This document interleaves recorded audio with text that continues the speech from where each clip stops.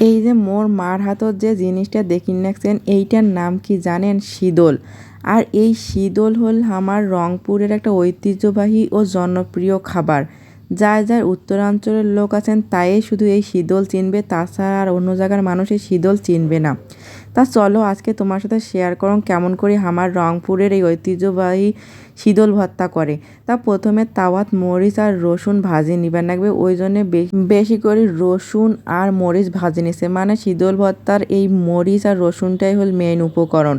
তারপরে এই যে শীদলটা ধুয়ে আটেগোনা দিছে, এরপরে একে একে সব কিছু উপকরণ দিবে আটে, মানে মরিচ রসুন ধনিয়া পাতাও আম্মু দিছে, মানে ধনিয়া পাতা একটা বেশি করে দিবেন লাগবে।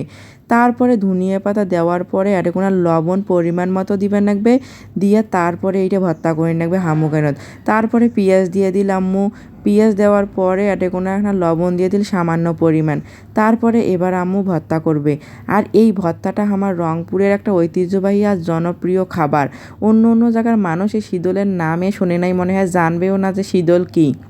কিন্তু আমার রংপুর উত্তরাঞ্চলে যায় আছে তাই বুঝবে যে শীদল কি আর এর স্বাদ কতটা। আর এই শীদল ভর্তা কিন্তু মানে শীদল তৈরি করা হয় মূলত শুটকি মাছ শুকিয়ে, তারপরে এই কচু ডাঁটা দিয়ে শীদল তৈরি করা হয়। কেমন করে তৈরি করে কিন্তু মুই জানাং না, কিন্তু এটা খাইতে দারুণ স্বাদ।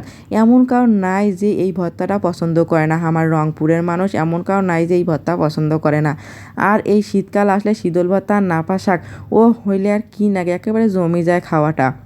তা শীদল ভর্তা কার কার পছন্দ একবার কমেন্ট করে জানাইবেন। আর কায় কোনোদিনও শীদলের নামও শোনেন নাই, খানও নাই, তাও এখন কমেন্ট করে জানাইবেন।